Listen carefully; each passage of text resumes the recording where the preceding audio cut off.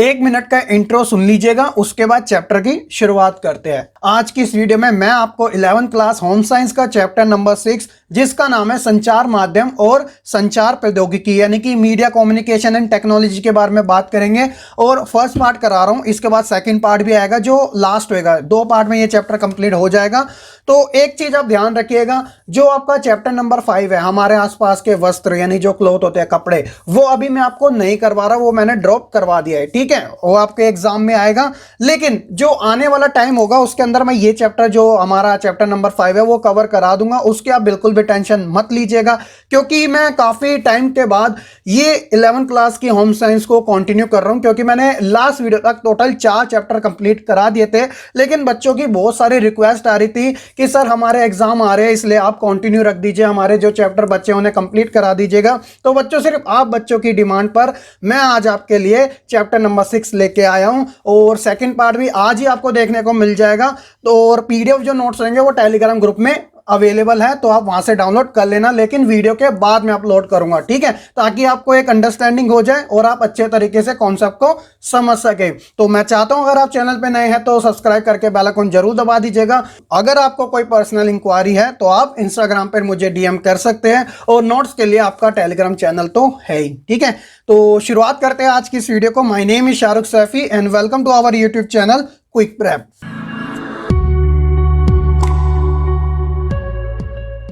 एक पेड़ यानी जो ट्री है वो कब खड़ा होता है? जब उसकी जो जड़ें यानी जो रूट्स है वो काफी स्ट्रांग हो, मजबूत हो, तभी तो वह खड़ा रह पाता है। उसी तरह किसी भी चैप्टर को आपको समझने से पहले उसका इंट्रो पार्ट जरूर समझना चाहिए, ताकि आपको यह पता चल सके कि ये वाला चैप्टर मुझे इस तरीके की इंफॉर्मेशन प्रोवाइड करवाने वाला है। तो इसी कारण ये जो आपका चैप्टर का इंट्रो है संचार माध्यम और संचार प्रौद्योगिकी, उसे आपको समझना काफी जरूरी हो जाता है। देखिए क्या बात की गई है, जैसे मैंने ऊपर आपको हेडिंग में लिख दिया है कि ये चैप्टर आपको प्रदान करेगा संचार की एक बेहतर समझ, यानी कि जो हमारा कम्युनिकेशन है उसको लेकर आपकी जो अंडरस्टैंडिंग होगी वो काफी अच्छी हो जाएगी। जो आपके डेली लाइफ में कम्युनिकेशन से रिलेटेड जो भी डिस्कशन होते रहते हैं, विचार विमर्श होते रहते हैं, आप उनकी इंपॉर्टेंस को समझ सकोगे, और साथ ही आप संचार के विभिन्न रूपों के बारे में जानोगे। इसकी जो प्रक्रिया होती है, जो प्रोसेस होता है वो कैसे होता है। और जो इस लेसन का सबसे मेन पॉइंट आने वाला है इस फर्स्ट पार्ट के अंदर, वो है कि जो आपके संचार माध्यम है उनके वर्गीकरण और उनके क्रियाकलाप। तो ये आपका थोड़ा बड़ा टॉपिक होएगा, और लास्ट में आपको पढ़ने को मिलेगा जो आपकी टेक्नोलॉजी है यानी कि जो संचार प्रौद्योगिकी है उसका विश्लेषण यानी कि एनालाइज करना। ठीक है, तो ये है आपका फर्स्ट पार्ट से related overall introduction. I hope कि आपको अच्छे से समझ आ चुका होगा। एक बात आप ध्यान रखिएगा, अगर आप हिंदी में ज्यादा समझोगे जो वर्ड्स होते हैं तो आपको एग्जाम में कंफ्यूजन हो सकती है। तो मैं चाहता हूं कि आप इंग्लिश के ऊपर भी उतना फोकस रखिएगा जो उसके मीनिंग होते हैं, ताकि एग्जाम के अंदर आपको एक अच्छी समझ हो सके, और ये काफी नॉर्मल है। एक बात और आप ध्यान रखिएगा, इस चैप्टर के अंदर जो मैं आपको एग्जांपल्स दूंगा ना वो काफी फ्रेंडली है, यानी कि जो आप डेली लाइफ में यूज करते रहते हैं ना उन्हीं से रिलेटेड है, तो आपको काफी अच्छे से समझ आ जाएगा। तो शुरुआत करते हैं संचार और संचार प्रौद्योगिकी से, यानी कि कम्युनिकेशन एंड कम्युनिकेशन टेक्नोलॉजी, क्योंकि चैप्टर ही इसी के ऊपर बेस्ड है। तो ये क्या है, ये जो मानव जीवन है, हमारी जो ह्यूमन लाइफ है ना, उसकी एक बेसिक नीड है, जो कि शुरुआत से ही यानी जब से ये समाज शुरू हुआ है, चाहे वो आपका एंशिएंट टाइम हो, फिर मिडाइवल हो, या फिर आज का मॉडर्न टाइम, तो ये तब से है। बस डिफरेंट इसके अंदर ये देखने को मिला है कि जो इसके तरीके हैं ना वो बदल चुके हैं, क्योंकि आप जानते हैं कि ये जो मॉडर्न टाइम आज का जो चल रहा है जिसे हम आधुनिक काल कहते हैं, उसके अंदर जो प्रौद्योगिकी है यानी जो टेक्नोलॉजी है उसका जो विस्तार है, डेवलपमेंट है, वो काफी तेजी से बढ़ता जा रहा है। और इसी कारण ये बात की गई है कि आधुनिक काल में जो चलन है इसका वो काफी तेजी से ग्रो कर रहा है, यानी वृद्धि देखने को इसके अंदर मिल रही है। तो ये एक बेसिक सा स्ट्रक्चर है इस लेसन का। अब यहां से हम बात करेंगे कि क्या होता है संचार, व्हाट इज कम्युनिकेशन। ठीक है, तो मैं चाहता हूं कि आप पूरी वीडियो को वॉच करना, कहीं आपका एक भी टॉपिक मिसिंग ना हो जाए। संचार क्या है या क्या होता है संचार, व्हाट इज कम्युनिकेशन? तो काफी सिंपल सी बात है कि संचार जो है वह अलग अलग परिस्थितियों पर विचार करने, उनका अवलोकन करने, अवलोकन मतलब होता है ओवरव्यू, उसे समझने तथा उनका विश्लेषण करने, और इन सबको विभिन्न संचार माध्यमों के द्वारा दूसरों तक संप्रेषित यानी कि कन्वे यानी पहुंचाने की एक प्रक्रिया है। तो इसे ही हम कम्युनिकेशन कहते हैं। जैसे कि आप अपने फ्रेंड्स के साथ बात करते हो, तो जब आप एक चीज को दूसरे को प्रोवाइड करवाते हो तो आप क्या कर रहे हो, अपने मैसेज को कन्वे कर रहे हो दूसरे के साथ। तो यही तो कम्युनिकेशन है। बस डिफरेंट इस बात का यहां पर ये आता है कि ये अलग अलग तरीके से किया जाता है, जिसके बारे में हम आगे बात करेंगे। लेकिन एक खास बात, आपको इसके शाब्दिक आधार पर भी इसका अर्थ पता होना चाहिए। जैसे कि संचार जो है वो अंग्रेजी भाषा के कम्युनिकेशन का हिंदी रूप है, या फिर यूं कह लीजिएगा ट्रांसलेट है, जो कि लैटिन भाषा कम्युनिस्ट से निकला है, जिसका अर्थ होता है सर्वमान्य, यानी कि यूनिवर्सली एक्सेप्टेड है। तो ये आपका कम्युनिकेशन कहलाता है। अब यहां से हम बात करेंगे इसके क्लासिफिकेशन के बारे में, यानी कि वर्गीकरण से रिलेटेड। संचार का वर्गीकरण यानी कि क्लासिफिकेशन ऑफ कम्युनिकेशन, जैसे कि किस किस आधार पर किया गया है, पारस्परिक क्रिया के आधार पर, संचार के स्तर पर आधारित वर्गीकरण, संचार के साधन अथवा विधि आधारित वर्गीकरण, और लास्ट है आपका एक से अधिक इंद्रियों से काम लेने के आधार पर वर्गीकरण।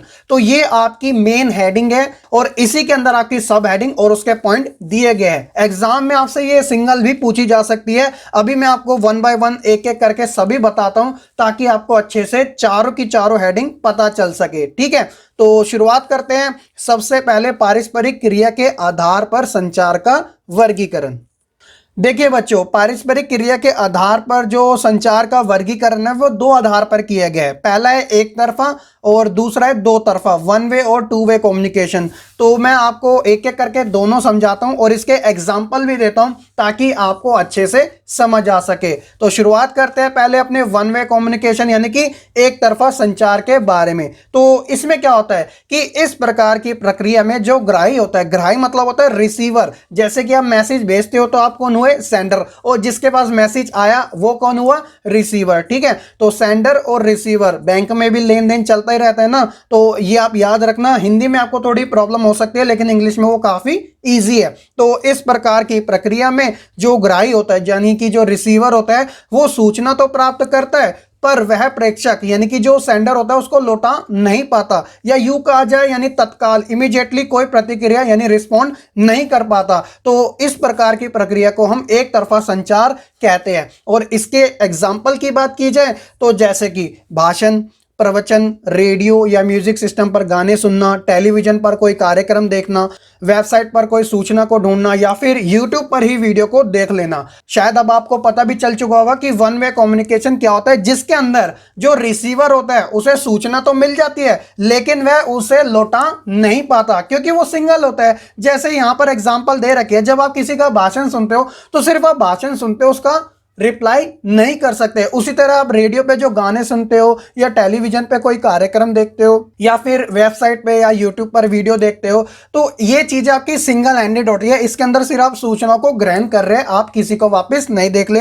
रियल एग्जांपल आप इस वीडियो को ही देख लीजिएगा, सिर्फ मैं बोल रहा हूं और आप सुन रहे हो, आप मुझे रिप्लाई नहीं कर पा रहे हो। हालांकि आप कमेंट में करोगे, लेकिन हम आमने सामने नहीं है। तो ये कौन सा कम्युनिकेशन हो गया, वन वे कम्युनिकेशन हो गया। ठीक है, और वही बात की जाए टू वे कम्युनिकेशन में यानी दो तरफा संचार में, तो आप नाम से पता ही चल चुका होगा कि यह एक ऐसा संचार है जो दो या उससे अधिक व्यक्तियों के बीच होता है, जिसके अंदर संप्रेषण करने वाले सभी पक्ष मत, विचार, सूचना आदि का आदान प्रदान शाब्दिक और अशाब्दिक यानी वर्बल और नॉन वर्बल रूप से किया जाता है। अगर इनके एग्जाम्पल की बात की जाए तो जैसे फोन पर बात करना, घर वालों के साथ बात करना, न्यूज में वाद विवाद करना, या फिर चैटिंग करना, तो ये सारी चीजें क्या है, टू वे कम्युनिकेशन की है। जब आप फोन पर बात करते हो तो आपको सामने से रिप्लाई भी मिलता है। जब आप घर वालों के साथ बात करते हो, सभी क्या करते हैं, डिस्कशन करते हैं। न्यूज में आपने देखा होगा कि डिबेट होती है, डिस्कशन होते हैं, तो सभी वहां पर इन्वॉल्व होते हैं। और चैटिंग में आप क्या करते हो, जब किसी से चैटिंग कर रहे होते हैं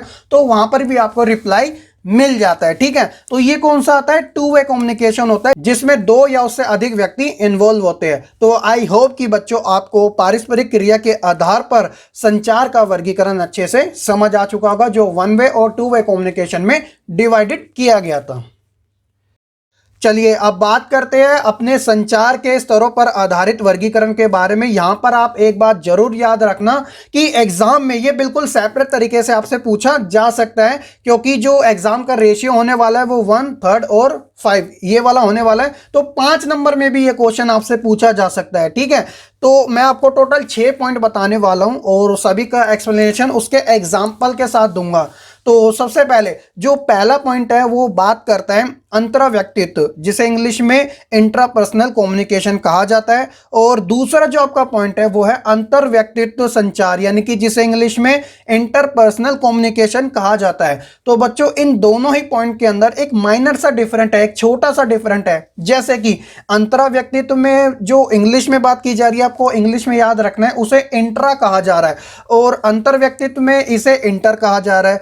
तो यही आपका डिफरेंट है। जैसे कि जब बात आती है इंट्रापर्सनल की, तो ये जो होता है व्यक्ति के खुद से बात करने से जुड़ा हुआ होता है। जैसे व्यक्ति मन ही मन बात करता है, सोचता है, जैसे कि कभी अपने प्रेजेंट के बारे में, कभी अपने फ्यूचर के बारे में, कभी अपने पास्ट के बारे में, ठीक है, जैसे मन ही मन बड़बड़ाना जिसे कहते हैं।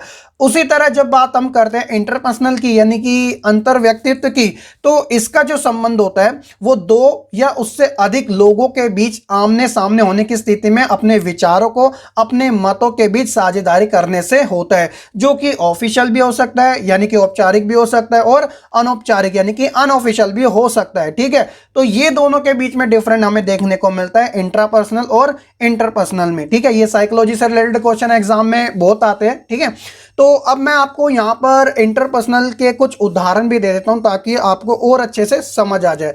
जब आप अपने फ्रेंड्स के बीच बैठे होते हो तो बातचीत करते हो, वो क्या होती है, वो काफ़ी कैजुअल होती है, यानी अनऑफिशियल तरीके से होती है। लेकिन वहीं जब आप कभी डॉक्टर से सलाह लेने जाते हो तो वहाँ आप अपनी प्रॉब्लम्स को कुछ इस तरीके से बताते हो, ऑफिशियली तरीके से पेश आते हो। ठीक है, तो ये डिफरेंट होता है इस कम्युनिकेशन के अंदर, औपचारिक और अनौपचारिक। तो ये दोनों ही आपको अच्छे से याद रखने हैं। आई होप कि आपको ये भी अच्छे से जरूर समझ आ चुका होगा।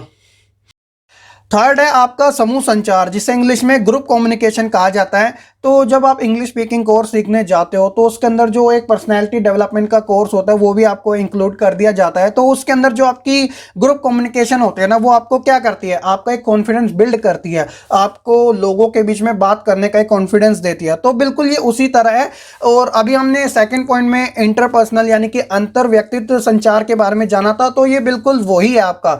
बस इस प्रक्रिया में दो से अधिक व्यक्ति शामिल होते हैं, तभी वो ग्रुप का निर्माण करते हैं। ठीक है, और इस प्रकार का संचार लोगों में एक तरीके का आत्मविश्वास, अभिव्यक्ति और व्यक्ति के प्रभाव में वृद्धि करता है। तो इसी कारण इसे हम ग्रुप कम्युनिकेशन कहते हैं।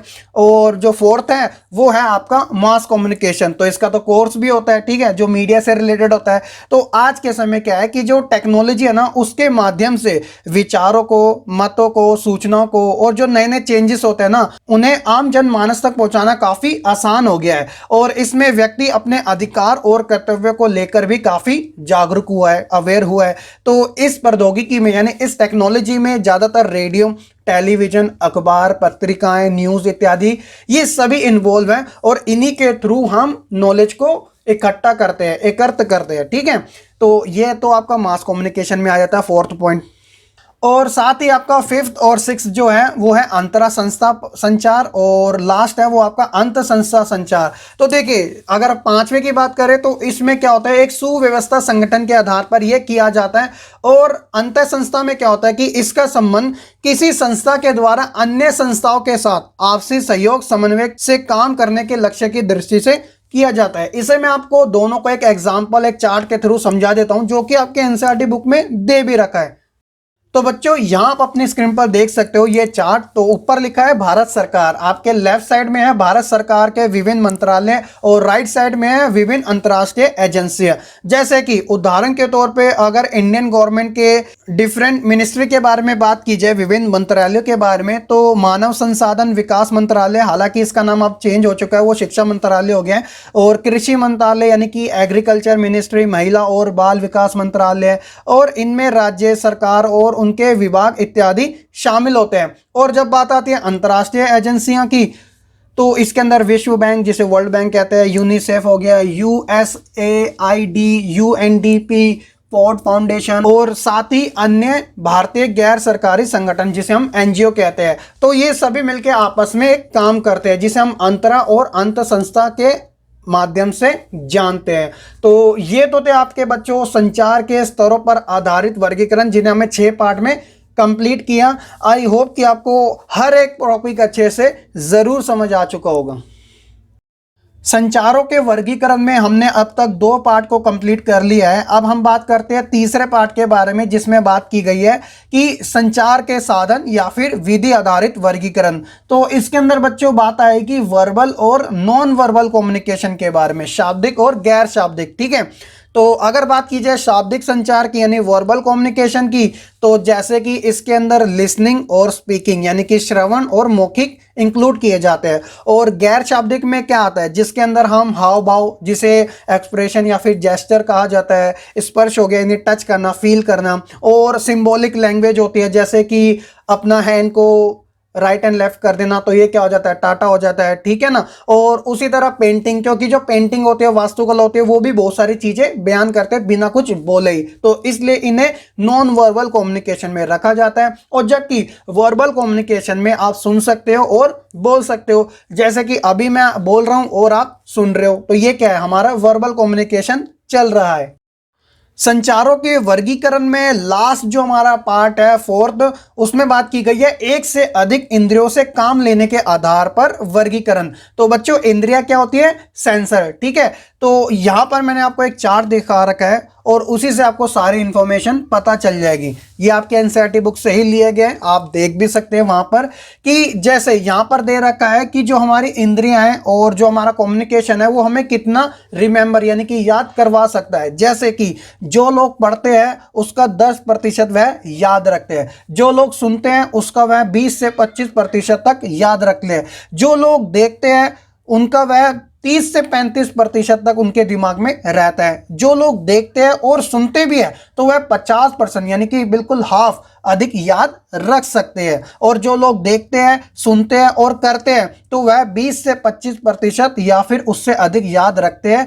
तो इसके अंदर देखा, सुना और किया जाता है। तो इस प्रकार हमारी जो सेंसर है, इंद्रिय, वह काम करते हैं कम्युनिकेशन के अंदर। यहां पर आपको कुछ उसके प्रकार भी दिए गए हैं, जैसे कि श्रव्य। श्रव्य मतलब क्या होता है, सुनना। तो इसके अंदर हम क्या करते हैं, रेडियो, श्रव्य रिकॉर्डिंग, टैप रिकॉर्डर जिसे हम कहते हैं, सीडी प्लेयर, व्याख्यान, लैंडलाइन या फिर मोबाइल फोन, ये सारी चीजें से हम क्या करते हैं, सुन सकते हैं। अगर हमें विजुअल तरीके से देखना हो तो उसके अंदर हम संकेत या प्रतीक यानी सिंबॉलिक चीजों का यूज करते हैं, मुद्रित सामग्री जो कि प्रिंटेड होती है, और वहीं चार्ट और पोस्टर, तो इनके माध्यम से हम देख सकते हैं।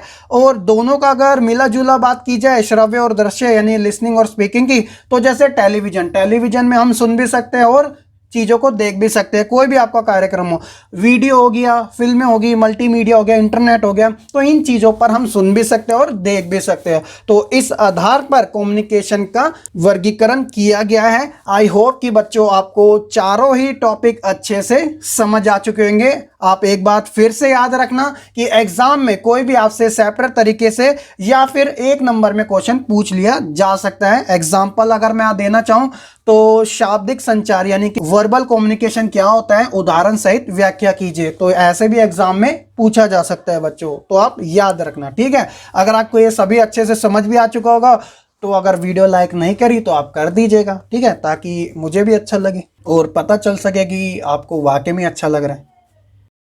चलिए अब बात करते हैं इस लेसन के फर्स्ट पार्ट के लास्ट टॉपिक के बारे में, जिसमें बात की गई है कि संचार कैसे होता है, how does communication take place. तो काफी सिंपल सा है, इसके अंदर एक मॉडल को अपनाया जाता है, लेकिन सबसे पहले किसी माध्यम के जरिए जो प्रेषक से प्राप्तकर्ता तक यानी सेंडर से रिसीवर तक जो सूचना पहुंचाने की प्रक्रिया होती है उसे हम कम्युनिकेशन यानी कि संचार कहते हैं, जिसका जिक्र हमने शुरुआत में ही कर लिया था। ये जो प्रोसेस होता है ना, यानी प्रक्रिया जो होती है वो काफी लचीलेपन वाली होती है और विभिन्न तरीके से सूचना का आदान प्रदान किया जाता है। और एक प्रभावी और सफल संचार के लिए SMCRE मॉडल काफी आसान और प्रभावशाली माना जाता है। तो आपके माइंड में आता है कि ये SMCRE मॉडल क्या है। तो SMCRE मॉडल कुछ इस प्रकार से दिया जाता है कि S मतलब होता है सोर्स यानी स्रोत, M मतलब मैसेज यानी संदेश, C मतलब चैनल, और R मतलब रिसीवर, और E मतलब अफेक्टिव यानी संचार का प्रभाव। तो बच्चों, जब भी हम किसी कम्युनिकेशन को करते हैं तो सबसे पहले हमें एक सोर्स की नीड होती है, फिर हम मैसेज भेजते हैं, फिर हम उसे चैनल के माध्यम से आगे पीछे प्रोवाइड करवाते हैं और उसे रिसीवर तक पहुंचाते हैं, जो कि एक अफेक्टिव कम्युनिकेशन माना जाता है। तो काफ़ी सिंपल सा है, आई होप कि आपको अच्छे से जरूर पता चल चुका होगा। और इसी टॉपिक के साथ आपका चैप्टर नंबर 6 का फर्स्ट पार्ट भी होता है कंप्लीट। आई होप कि आपको ये वीडियो काफ़ी पसंद भी आई होगी। आप कमेंट करना बिल्कुल ना भूलेगा अपने फीडबैक के साथ, और वीडियो लाइक नहीं करी है तो कर दीजिएगा। चैनल पे नए हैं तो सब्सक्राइब करके बेल आइकन दबा दीजिएगा, और टेलीग्राम ग्रुप ज्वाइन करना बिल्कुल ना भूलेगा। तो इसलिए आप इस वीडियो को ज़्यादा से ज़्यादा शेयर कीजिएगा, और उन फ्रेंड्स की भी हेल्प कीजिएगा जिनके पास रिसोर्सेज नहीं है या वो परचेस नहीं कर पा रहे हैं, तो उन्हें ये फ्री मटेरियल प्रोवाइड कराइएगा, ताकि आपके साथ उनके भी मार्क्स अच्छे आ सके और वो भी अच्छा समझ सके। ठीक है, तो चलिए फिर आज की इस वीडियो में इतना ही। खत्म। Bye bye, tata, goodbye, गया।